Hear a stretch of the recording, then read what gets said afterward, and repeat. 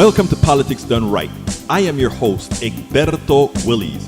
This is a progressive program that will take the mystery out of politics. This is the program that will encourage you to make sure government becomes we the people.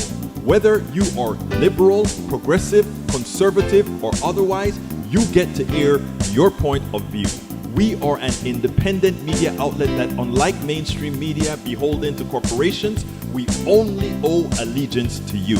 Remember, you can also send me a tweet at EGBERTOWILLIES. That is at Egberto Willies. Let us engage. It is Politics Done Right.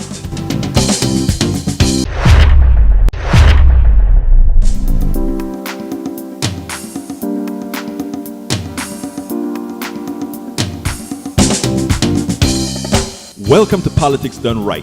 I am your host, Egberto. Welcome to Politics Done Right. My name is Egberto Willies, your host. Good morning or good afternoon, everybody. How's everybody doing today?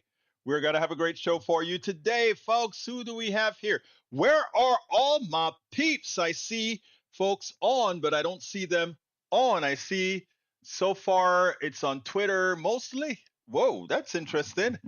Did we not get our signals out? Let me check to see if once again we are being throttled.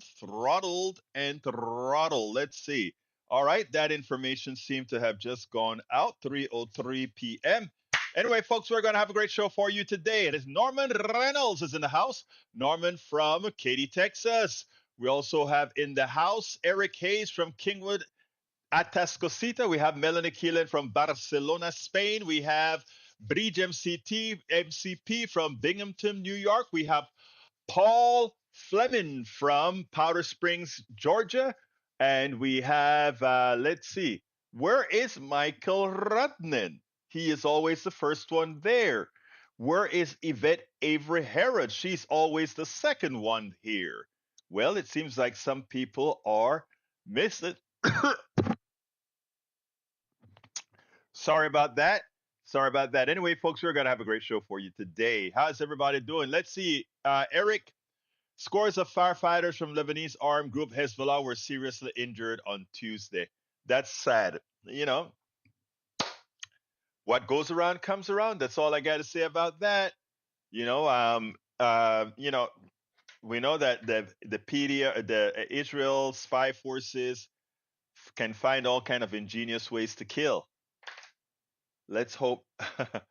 Like I said, what goes around comes around. So they have to be careful now because it just may come around. This time they used beepers. Yep, beepers were used. So we'll see what happens. Anyway, I want to get a few more people here before I start the Thom Hartmann's video. So in the interim, what I'll do is I'll go ahead and start the story, the other story that we are going to discuss here today, and that is how Trump judges are messing with our workers. How are they doing that? Alarm as Trump judge sides with company claiming NLRB is unconstitutional. That's the National Labor Relations Board. The National Labor Relations Board was prevented on Tuesday from moving forward with an unfair labor practice case against the social service tech company Findhelp after a Trump-appointed judge granted the Texas-based firm's request for a temporary injunction. Mark O'Connor, yes, this is live. In the Northern District of Texas, U.S. District Judge Mark Pittman, and I think that's the same guy who ruled against the abortion drug, right? Ruled in favor of Findhelp's claim that administration law judges at the NLRB have unconstitutional protection from being dismissed by the White House. Let's see. So he's speaking now in real time. Yes, I'm speaking in real time. Mark O'Connor, I am. And in fact, you can call if you will, 281-823-7747. I would take the call. All right, this argument has been okay. Let me tell you, Mark, just to be sure. What happens is the show is live at 3 p.m. Central and at 6 a.m. Central. I do a show that I simulcast on KPFT 90.1 FM Houston, 90.1 FM Houston at 6 in the mornings, every morning, Monday through Friday. And I do a live show Monday through Friday at 3 p.m. Central.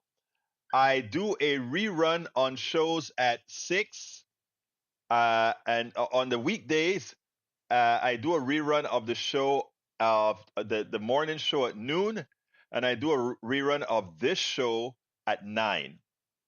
I also on the weekend, the 2 days of the weekend, run all 10 shows that we did during the week, and they run at 6 a.m., 12 p.m., 3 p.m., 6 p.m., and 9 p.m. We have the 9 a.m. slot open in the mornings of on Saturdays and Sundays. So far, we may throw something else in there. I'm not sure we may do that. All right, continuing. The argument has been used by other large companies, including billionaire Elon Musk, aerospace firm SpaceX, and a subsidiary of the fossil fuel giant Energy Transfer, which have both also obtained preliminary injunctions from Trump appointees in Texas, shielding them from labor rights cases. Again, that is given a lot of power to the companies and taking it away from the NLRB.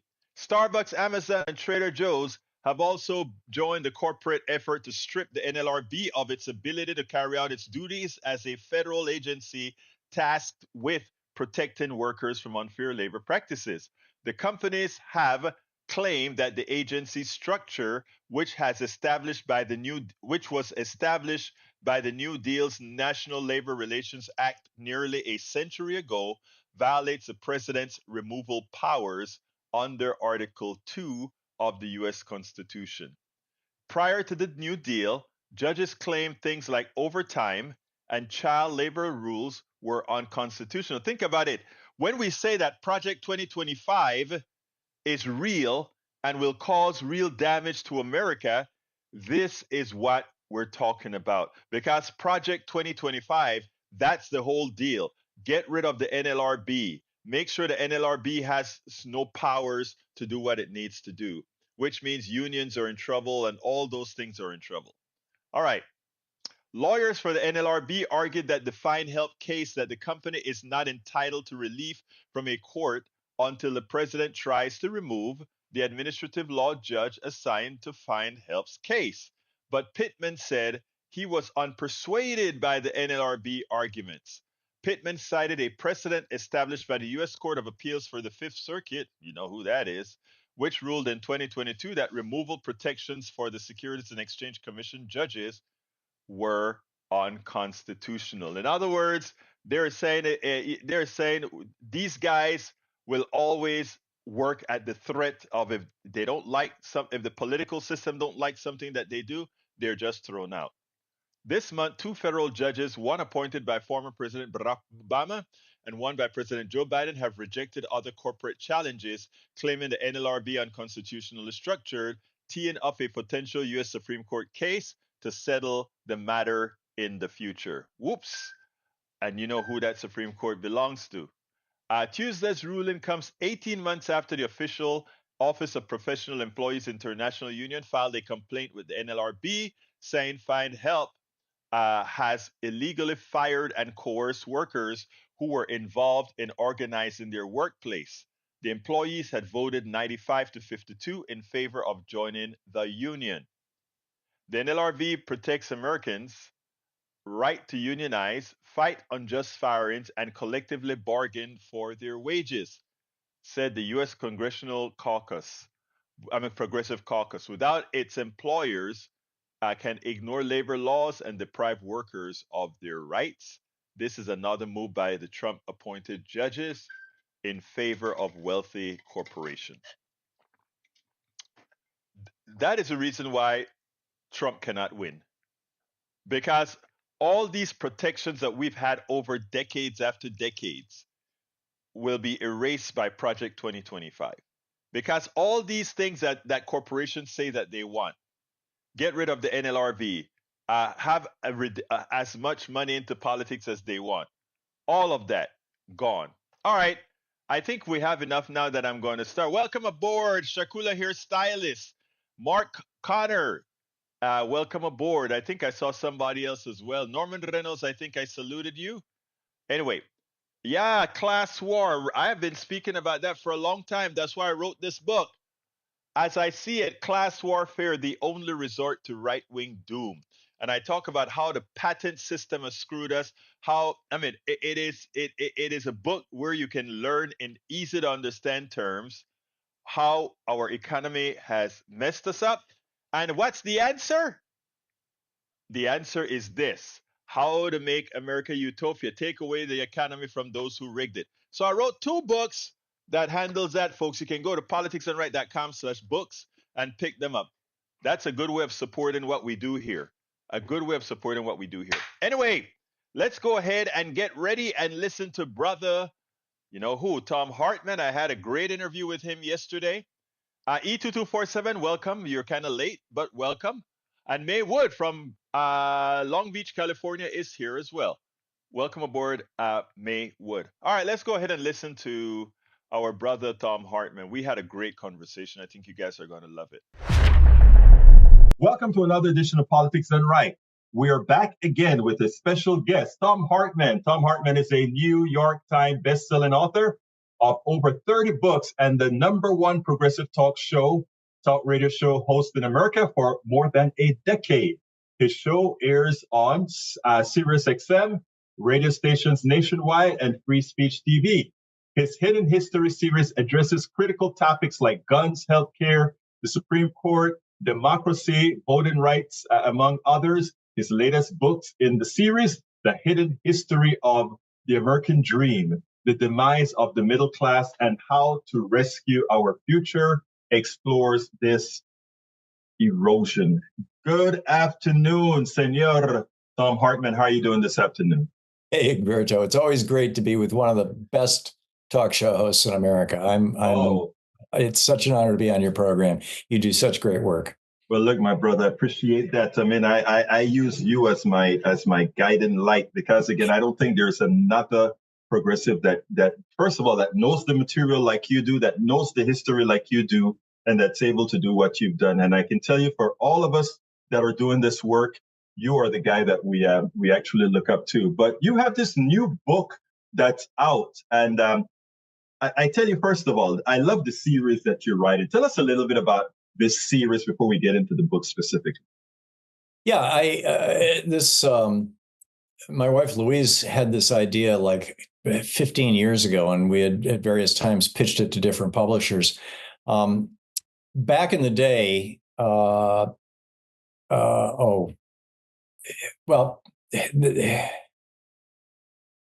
forgetting the name of Noam Chomsky. Sorry about that. Yeah, remember back in the day, Noam Chomsky had this, had written these incredible giant books on political philosophy and linguistics and all kinds of stuff. But everybody knew Noam Chomsky was really smart, but nobody really ever had read his stuff. And so one of these small publishing companies said, will you let us excerpt this? And they created a collection of 6 or 8 books that were all like 100 pages, more or less, by Noam Chomsky. And those books are what catapulted Chomsky into fame, but also they're the books that got his ideas out there in a big way. And so Louise's suggestion was, she called them rainy day books, that, we needed to come up with a series of books that are, a book that you can read on a rainy afternoon, a book that you can read in one day. Ideally less than 150 pages, and ideally, it's a pocketbook size, small. And so I finally found a publisher that was willing to buy the idea, which is Barrett Kohler. And I wanted to do it around American history. And so this is the 10th book in the series, and each book addresses a different aspect of American history. We always start out with guns, and we go to the war on voting, and we go to the American oligarchy and monopolies, and the hidden history of American healthcare, Big Brother, the hidden history of neoliberalism, the hidden history of democracy. That was the last one. And then this one is the hidden history of the American dream. And in each one, I want to drill down, like typically back to the founding of the country, sometimes even a little before that, and then bring it out to today, and then talk about how we can get to the places that we'd like to be with each one of these topics. So what inspired you to do this particular one? Because I tell you what, it's coming out, I think it drops in October, correct? Yeah, it drops October, the first week of October. Right. And I think it's apropos because, again, especially now, America needs to hear this story, So what inspired you to do it and release it right now? Well, we wanted it out before the election. It's not soon enough before the election, I don't think, to play a big factor in it. But these are issues that are being discussed right now. And the simple fact is that part of the political appeal of Donald Trump was that he was willing to point out in 2016, when no other Republican would point it out, and frankly, Democrats didn't want to talk about it either, that the neoliberalism, free trade, austerity, tax cuts for the rich, neoliberalism, which had been embraced by, the parade got led by Reagan and Bush. They signed the General Agreement on Tariffs and Trades, created the GATT, which led to the World Trade Organization. They negotiated the North American Free Trade Agreement, NAFTA. Bill Clinton signed it, but it was all written during the Bush administration, the first Bush administration. So this whole neoliberal idea was adopted by Reagan and Bush, but then Bill Clinton adopted it. The Democratic Party abandoned FDR and John Maynard Keynes's economics, and instead said, "Okay, we're going to go all in on Reaganomics and neoliberalism, with Hayek and company." And the result, and then Bill Clinton, and then George W. Bush, and then Barack Obama, and Donald Trump, all of them were embracing neoliberalism. But Trump was the first one to come out and say, we've got to reject at least some parts of this, specifically the free trade part of it. And he was right. He was absolutely right, that we do need to reject free trade. He did it in such a clumsy, ass backwards way, imposing these massive tariffs on China, that he basically started a trade war. And that's not how you put tariffs into being, but tariffs are important. And it blew up in his face. I mean, it really hurt America and hurt him. But he said it out loud. He was willing to call out his own party. And then Joe Biden, he didn't campaign on it, but he has governed by rejecting, by and large, neoliberalism. And, now they're breaking up these big companies. We just had this trial about Google here in Portland. I guess it's still ongoing. And there's several other, giant companies that they're looking at breaking up and blocking mergers, the Albertsons, Kroger thing. And this is like a major turning point in history that nobody's paying attention to, that all has to do with the viability of what we call the American dream. That is a strong middle class. And so I thought, this is the perfect time to write a book about it. Now, it's interesting that you brought up Reagan, but before we get into there, I just want to clarify something about tariffs, right? Mm-hmm. While tariffs, I believe, are essential if you want to keep a manufacturing base that isn't governed by, let's say, a cheap labor force overseas to protect your own labor force, wouldn't you say that Trump did it in an unintellectual manner in the face that, let's say we go ahead and throw tariffs on clothes right now, given that we don't have a manufacturing base in let's say, textiles, et cetera, it's really a tax that would really hurt the middle class, given that, the rich don't care. They're going to get their Gucci and all that stuff anyway.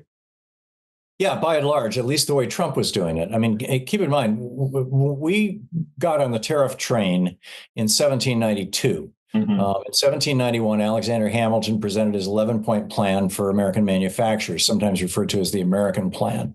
And tariffs were the cornerstone of it.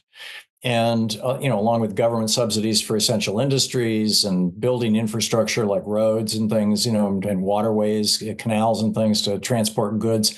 But tariffs were at the cornerstone of this. And tariffs became so important and as a way of bringing manufacturing to the United States. Up until the American Revolution, the British had laws in place that, like when George Washington was first inaugurated, or when General Knox rode up to his farm in Mount Vernon and said, you're now the president. Washington's number one request to General Knox, Henry Knox, was, please go to Connecticut to this guy, Daniel Hinsdale, who's running an underground fine clothing store, and have a suit made for me that I can be inaugurated wearing American-made clothing, because it was illegal to make clothing in the United States outside of homespun. Oh, wow. You could not make fine clothing in the United States in 1776 or 1791. Well, by 1791 you could, but you couldn't at the time of the American Revolution. It was a felony. It was against the law to make weaponry. It was against the law to make anything, any kind of fine machinery. You couldn't make watches. You couldn't make, you could do clumsy things, but you couldn't do any of the fine stuff. It all had to be imported from England. And this was England's way of forcing the colonies to basically subsidize the British economy. So Washington asked Hamilton, how do we build an industrial economy here like England has over there? And tariffs were at the cornerstone of it. So from the George Washington administration until the Civil War, the revenue from tariffs funded 100% of the federal government, maybe 98%. Right. From the Civil War to World War I, tariffs funded 2/3 of the federal government. The average tariff in the United States from basically the late 1700s right up until the 1930s was around 25-30% in that neighborhood, depending on the goods. Oh, really? Yeah, and then in Smoot, everybody says, "Oh my God, Smoot-Hawley made which was a 2% increase in tariffs, 31 to 33% overall." And then everybody's like, "Oh my God, that made the Great Depression so much worse." No, it's BS. It had nothing to do with the Great Depression. It arguably made the trade wars worse, but that but in any case, then when Reagan came into office, average tariffs are probably running 15 to 20, 25%. Again, it depends on the goods. We've got 22,000 tariff categories over on the Department of Commerce's website. And Reagan's contribution to this, the neoliberal contribution, was do away with the tariffs so the big companies can just, and the result of that was that over the next 20 years, we lost 50,000 factories and 20 million mostly unionized manufacturing jobs. And China went from being one of the poorest third world countries in the world to having the wealth of a fully industrialized country. They're the second wealthiest country in the world right now. And on some days, they're right up there with us. And it's because our wealth got transferred to China. The way, when Adam Smith wrote Wealth of Nations, the wealth that he was talking about was the output of manufacturing. He makes the point that if you have a tree limb laying in the ground in the forest, it has no value, at least in human economic terms.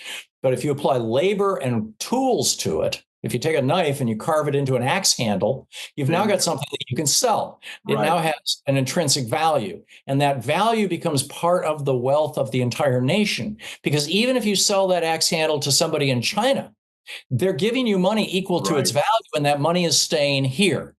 Right. Countries that manufacture generate wealth. Countries that import manufacturers from other countries lose wealth. And that's why there's been this $40-50 trillion transfer of wealth out of the pockets of average working people over the last 40 years. Much of it ended up in the money bins of the top 1%, but most of it ended up in China. And that's what, so if you're going to reimpose tariffs, so we went from having, all these tariffs from 1792 right up until the 1980s. And then now we're down to an average tariff of around 2.1%, across the board.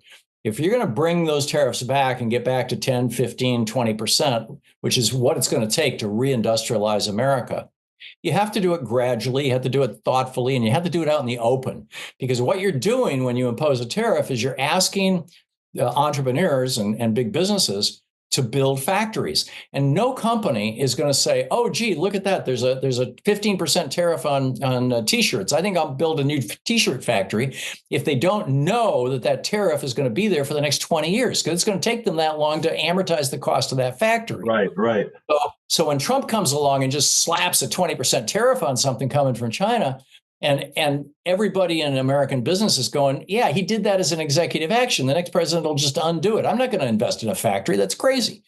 You need to do it with Congress. You need to do it thoughtfully. You need to do it publicly. You need to do it transparently. And particularly in those cases where you're dealing with countries that can be damaged by our imposing tariffs, like, for example, Bangladesh and their clothing industry.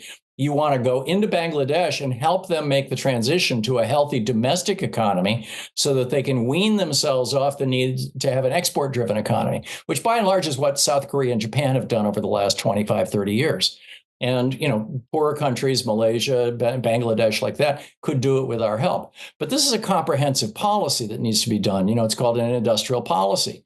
And, that's what Joe Biden has been doing. He's been promoting one. He doesn't call it that. Right. Kamala Harris, unfortunately, doesn't talk about it on the campaign trail, and she really should, because in the let me ask you this, though. Do you think she can? Do I think she can what? Do you think she can talk about it without it being demagogued by the other side? I do. In fact, I think she's making a big mistake. The newsletter that I got today from the Financial Times, from Rana Foroohar, however you pronounce her name, is one of the most thoughtful newsletters. It's worth the cost of the Financial Times subscription. And she points out that when Harris traveled in Pennsylvania, Michigan, and Wisconsin, in each one of those states, when tariffs were brought up, she referred to them as sales taxes. And she's like, people in those states know damn well what a tariff is. And they know that when the tariffs went away, so did their factories. And they want those tariffs back. And she needs to start talking about tariffs. And she needs to talk about them in the context of an industrial policy, an intelligent, thoughtful, carefully done, multi-decade-long industrial policy to reindustrialize America, instead of just, blowing them off as sales taxes. And I think she's absolutely right. In fact, that's the op-ed I'm writing this afternoon. No, and actually, I can see that the thing about it is so, if you can't say something in 2 words or 3 words in our current way of thinking, in a large percentage of the Americans' way of thinking, it's amazing how things are demagogued. And that is my only concern. Look, I agree with absolutely what you said about tariff, etc. Though I do say that in as much as, and tell me if you agree with this, in as much as Donald Trump is the one that said, yeah, we need to bring on tariffs, his goal is really to raise money for the Treasury so that he can reduce income tax for the wealthy. That's my thought, but I don't could know. Be. I mean, the simple reality is that when a tariff is done correctly, it doesn't generate any revenue, because, right, taxes have 2 purposes. One purpose is to raise revenue. The other purpose is to alter behavior. Right. We give people a discount. We let them, ignore taxes on the income that they use to pay for their mortgage. Why? Right. Because we want them to buy houses. Yeah. So the purpose of a tariff is to change the behavior of manufacturing companies in a country. And once they've changed that behavior, they're no longer importing goods and they're no longer paying tariffs. Yeah, well, no, that I get that. It is interesting though, but you think through different levels of indirections that I don't think our former president does. And no, I don't. But yeah. I do think people in the Midwest get this. I grew up in Michigan. I know. Yeah. People in the Midwest understand this. You don't have to explain this. I'm talking about your average factory worker. They understand this. Well, maybe you need to send a detailed letter to the campaign, to the Harris campaign. Well, hopefully that'll be my Hartmann report tomorrow. Yeah, you have some time to do it, because and explained as it was explained here, but it has to be, in my opinion, it has to be done in a easy to understand manner, because it is so, everything is so demagogued here. It is amazing. But anyhow, you said, why do you actually think, when it comes to the Gen Zers, we know what us older folks have done, etc. A lot of the Gen Zers think there's no hope. What do you tell them? What does your book tell them?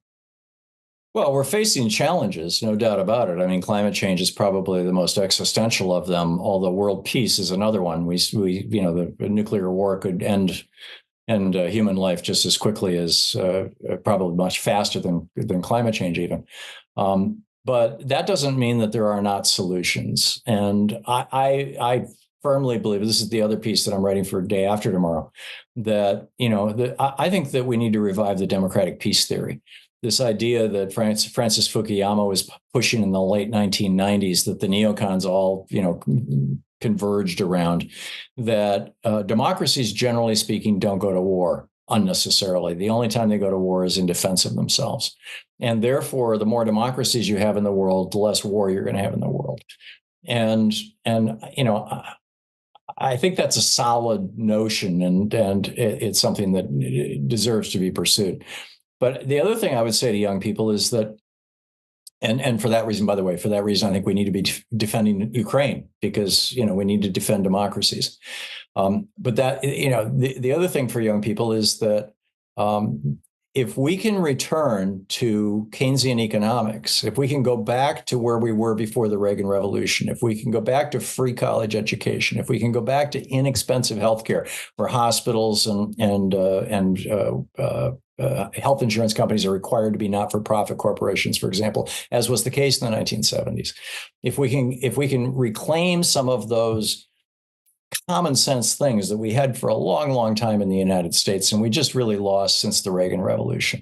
If we can do those things, then we can really build a country that and rebuild our middle class. I mean, our middle class hit its peak at about 2/3 of us when Reagan came into office, and then his job was to attack the middle class. I mean, that was literally what he was hired to do, was to take the middle class down a peg, because the intelligentsia, the Republican intelligentsia, felt that the women's movement, the civil rights movement, and the student anti-war movement were all the result of the middle class having too much wealth.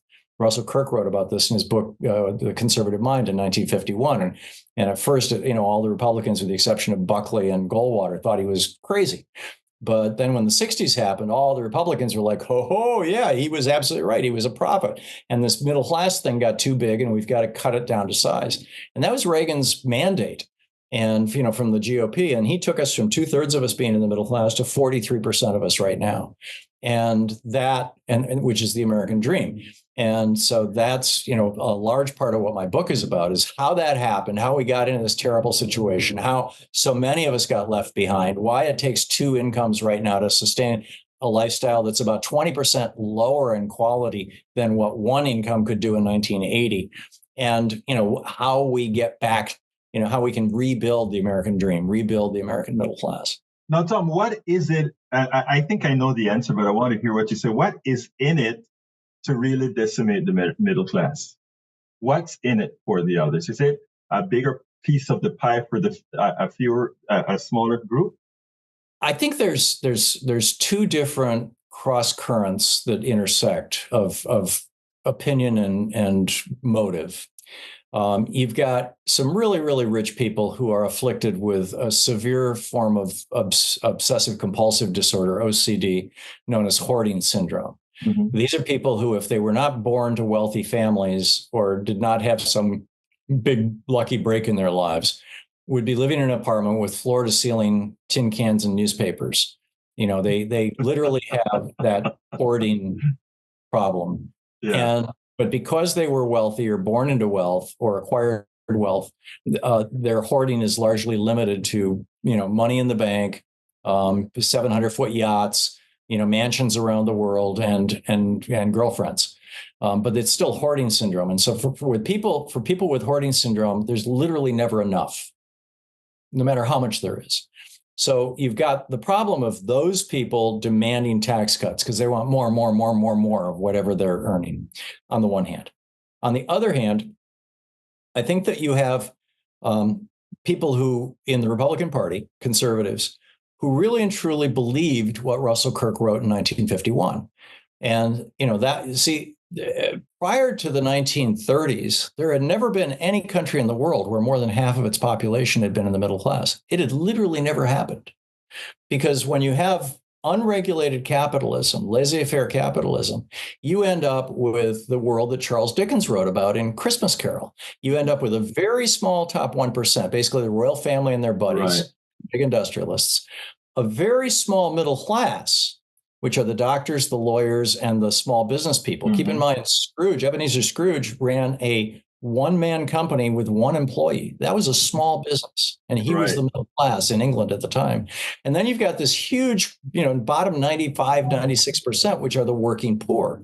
And England maintained that with maximum wage laws. Right up until the end of the 19th century, it was against the law to pay somebody more than a certain amount. We have minimum wage laws. England had maximum wage laws to prevent the emergence of a middle class. Edmund Burke wrote about this in the 1790s. And in fact, the title of Russell Kirk's book is the conservative mind, from Burke to Eliot, from Edmund Burke to T.S. Eliot.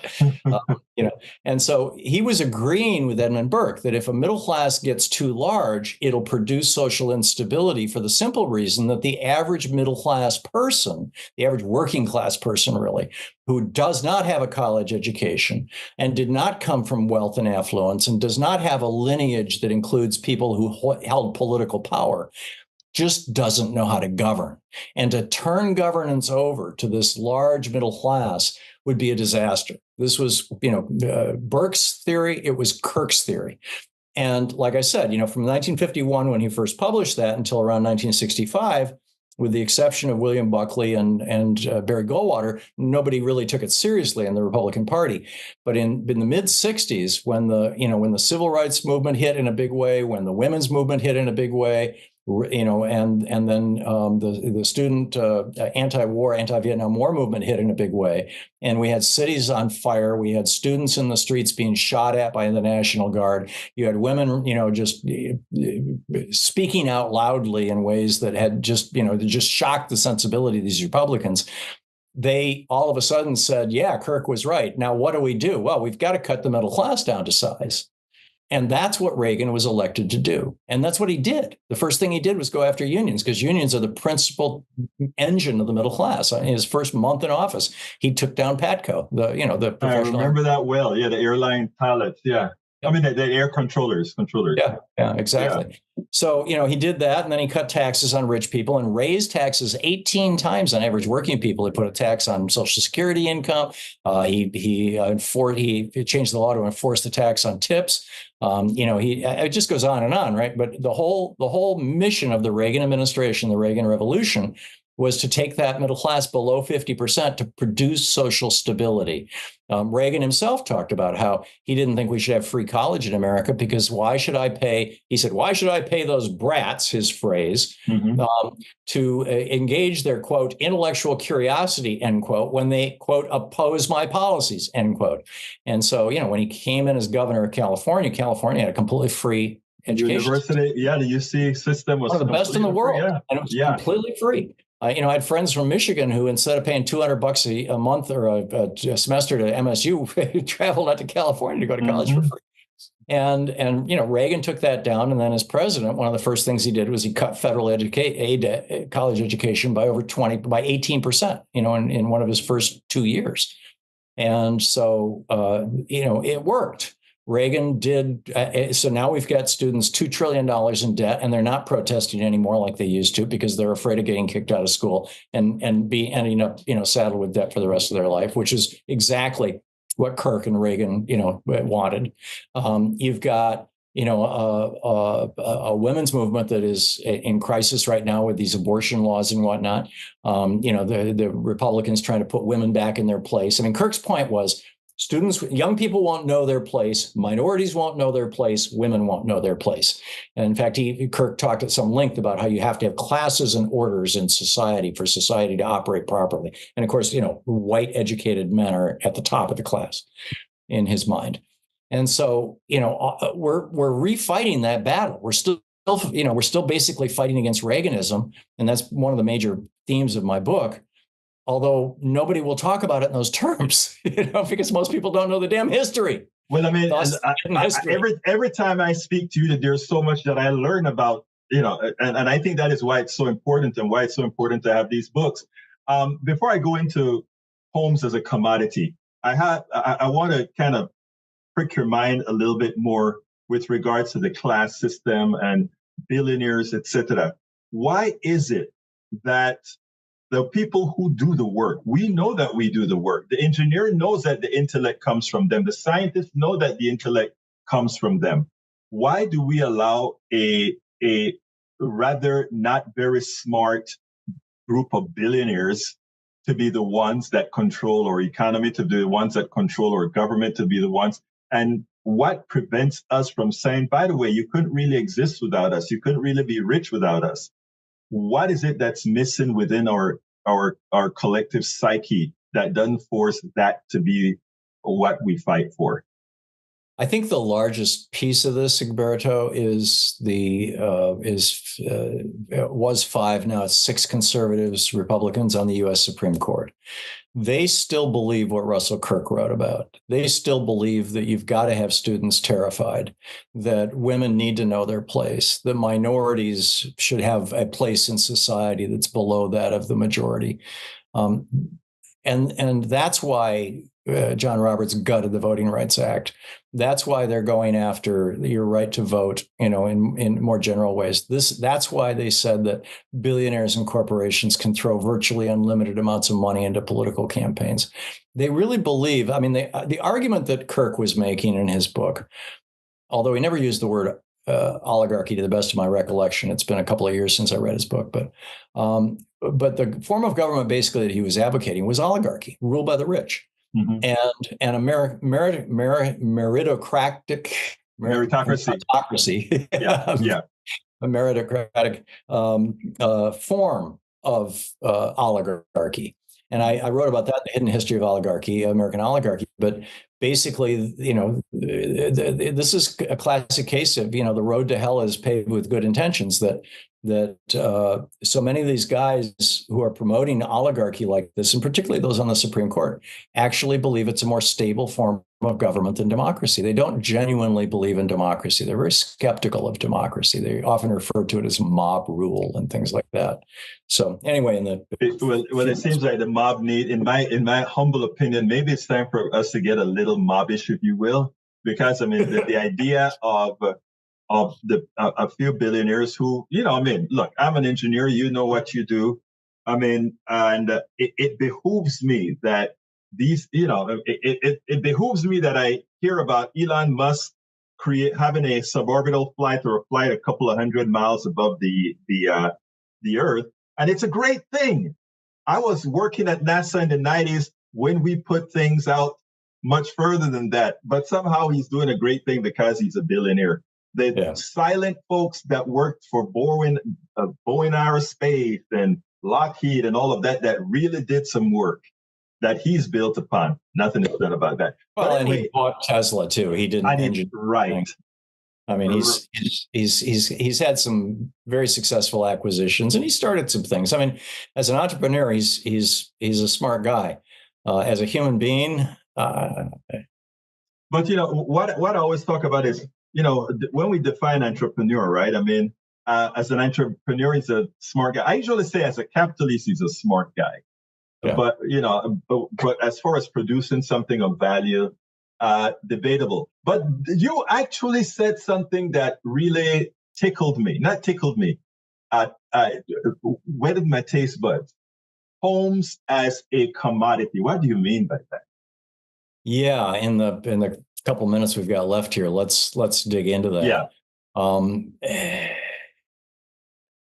There are some things that I think should not be commodified, should not be treated as commodities. They should be treated as essential aspects of our nation, of our ability to function as people.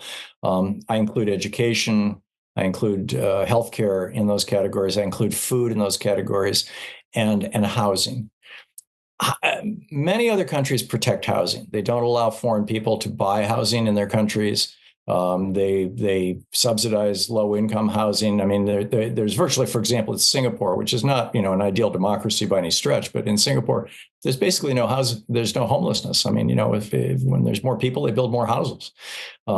Yes, it's somewhat of a demand, top-down government, but when after the housing crisis in 2008 with the Great Bush crash. And we had all these homes on the marketplace, particularly those that were being foreclosed on by people like Steve Mnuchin, who, foreclosed on 30,000 families, I guess, threw them out of their houses. And suddenly there were all these cheap houses. I believe it was Goldman Sachs, it might have been JP Morgan Chase, issued a white paper on how housing could be the next great commodity, the next great investment, the next area that investors should be looking at. And what came out of that is several hedge funds and a couple of big investment houses started funds and started companies to specifically buy up single family homes across the United States for cash and turn them into rental properties. Mm-hmm. And in some towns, as much as 50% of all the single family homes in the community are now owned by these corporate landlords. And they collaborate with each other. They collude with each other. The Biden administration is talking about breaking this up. They've got this software program that's making it easy for them. Yes. And they end up jacking up prices. And so much of the housing affordability, I mean, there are 14 million empty homes in America right now. There are 700,000 homeless people in the United States. What do those numbers tell you? It's like there's something fundamentally wrong here. Yes. Yeah. Using houses as an investment. I get it. If like, when I was coming up, I had some friends who, in our 20s and 30s back in the 70s and 80s, you could make enough money to buy a house. Housing was cheap and salaries were good. And I had friends who, instead of buying a house and then selling it when they moved to the second house, they'd hang on to that first one, buy the second one, and rent out the first one. And several of those friends have done very well. They're not rich, but, they now have assets that are generating money for them. I have no problem with that.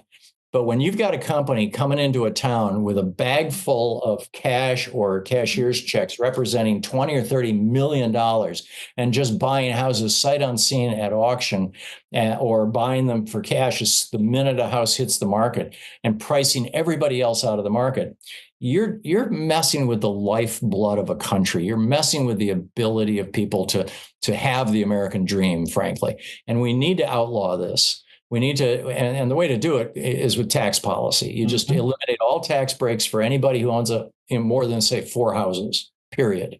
And then we also, I would argue that we need to adopt a law that says that if you are not a U.S. citizen and you own a housing property in the United States, you must live in it. And if you don't live in it, then you can't own it. It's just that simple. And it can be your investment, but you got to live here. And exactly. We would not be unique in that. And many of the developed countries of the world do this. I mean, that sounds good. Look, what should I have? I mean, we're going to tell people how to get your book in a minute, but what should I have asked you that I didn't?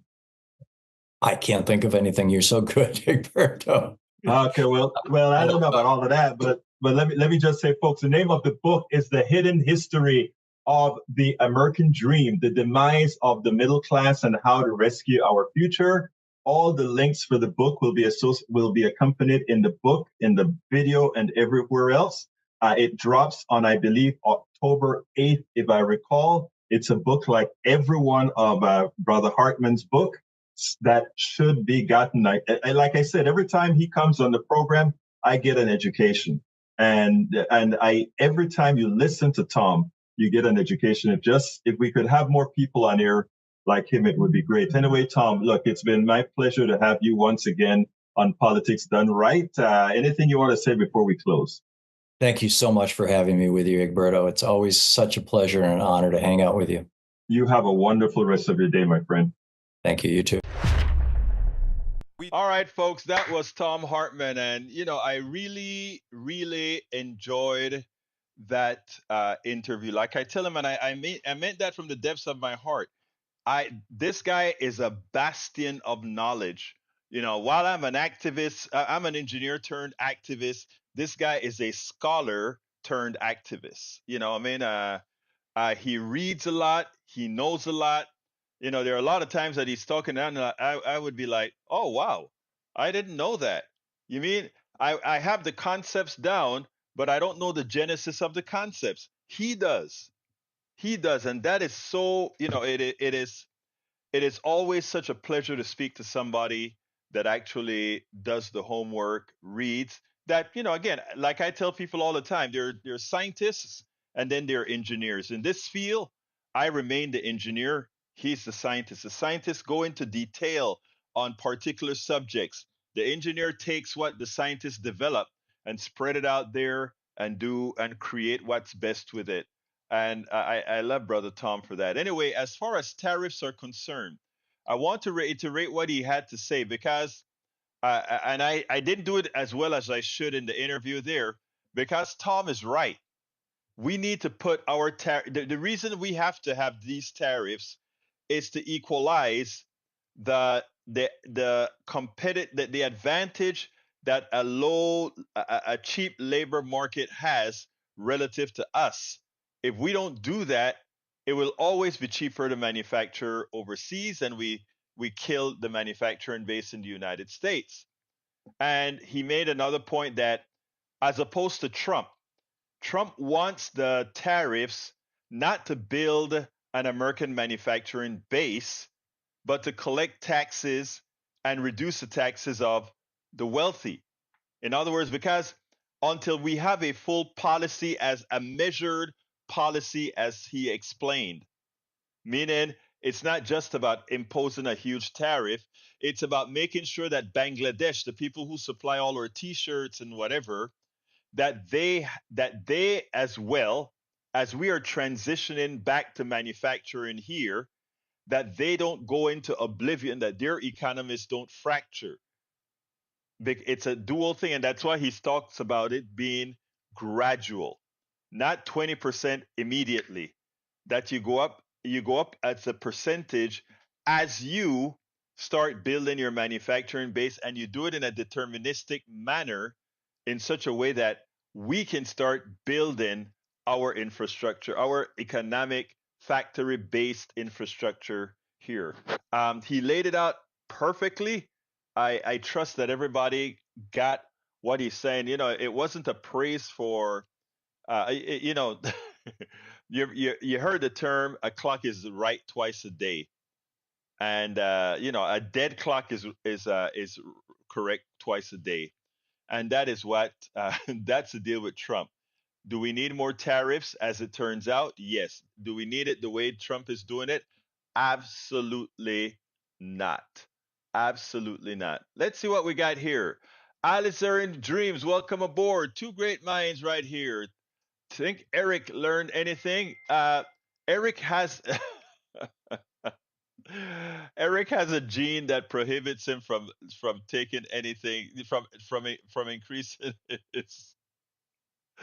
Yeah, it's Eric. You would notice Eric would just say the same things over and over. Bite inflation, tariffs way, those kind of things.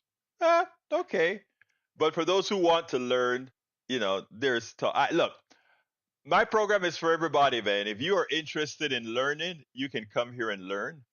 And here's the thing as well. I learn too. Like I said, talking to Tom, I always learn something when I bring him in for an interview, right? And I hope you do too. And that's why we do this. Tomorrow I'm going to be playing the interview that I did on WAOK yesterday. Yesterday morning, WAOK had me on air with them. We'll have another thing there. Let me get back to right here. Put the chat back on this screen. Michael says, Berto, that gene is called conservatism. Makes them stubborn to change and new information, especially if it contradicts your ingrained beliefs. I agree with that. Let's see. Our brother E2247 says wounded persons mostly die. This is no water, food, sanitation, gas station, healthcare. Surviving family in sufficient quantity to do much to die. I must have caught that in the middle. Allison in her dream says, uh, need more affordable housing, tiny home community. I went and visited a friend who has a tiny home. And I'll tell you what, everything is so tiny, right? But if I were living alone, right, I think it's kind of funky. I saw a way to put this entire station in a tiny home.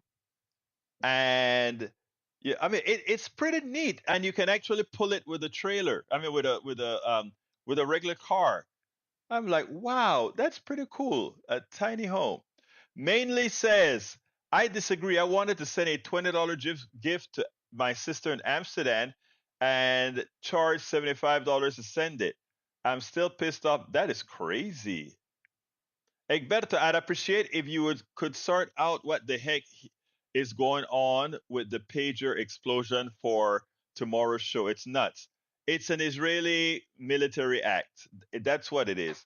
I don't know who they bought the page from, but it was an infiltration. You know what? We always talk about having a timed thing.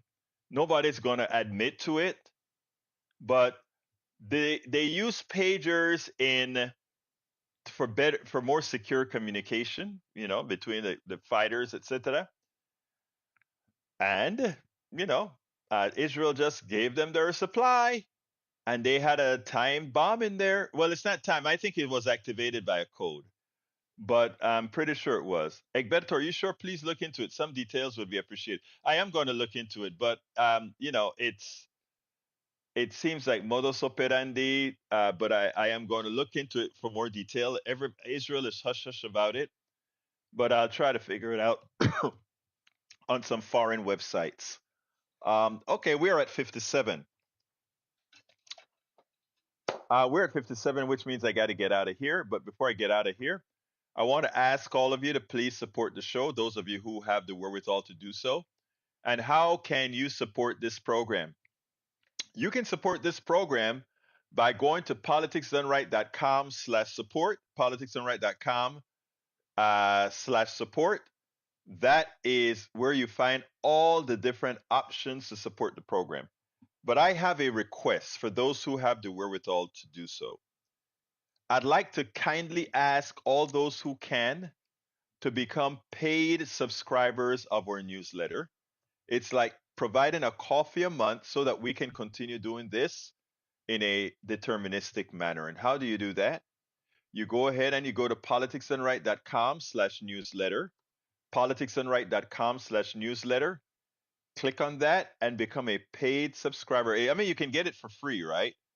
Most of the people who get it are for free, but I need about 2,000 paid subscribers. If we could get 2,000 paid subscribers, we could farm out some of the work, etc. But right now we are a fraction of that. So if you would go to politicsdoneright.com/newsletter, and for those of you who have the wherewithal to become a paid subscriber, that would help. Also, you can buy our books.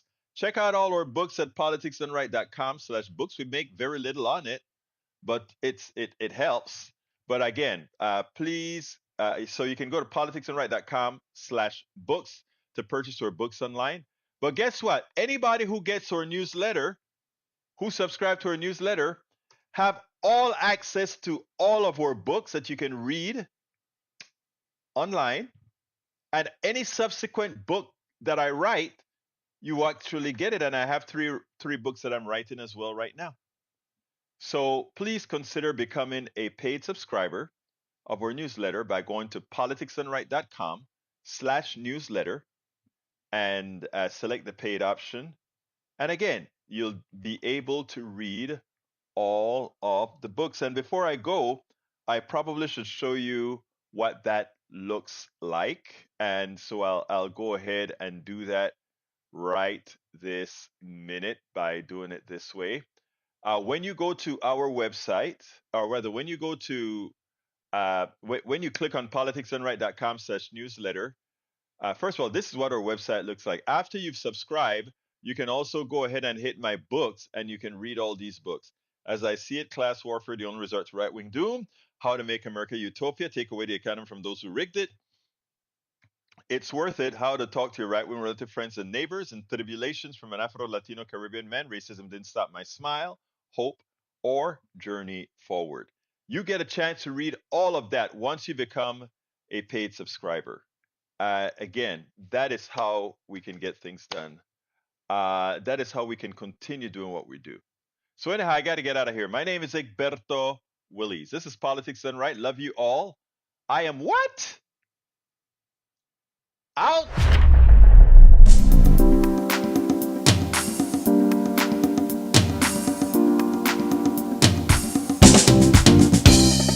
Welcome to Politics Done Right. I am your host, Egberto Willies. This is a progressive program that will take the mystery out of politics. This is the program that will encourage you to make sure government becomes we the people. Whether you are liberal, progressive, conservative, or otherwise, you get to air your point of view. We are an independent media outlet that, unlike mainstream media beholden to corporations, we only owe allegiance to you. Remember, you can also send me a tweet at EG BERTOWILLIES. That is at Egberto Willies. Let us engage. It is politics done right.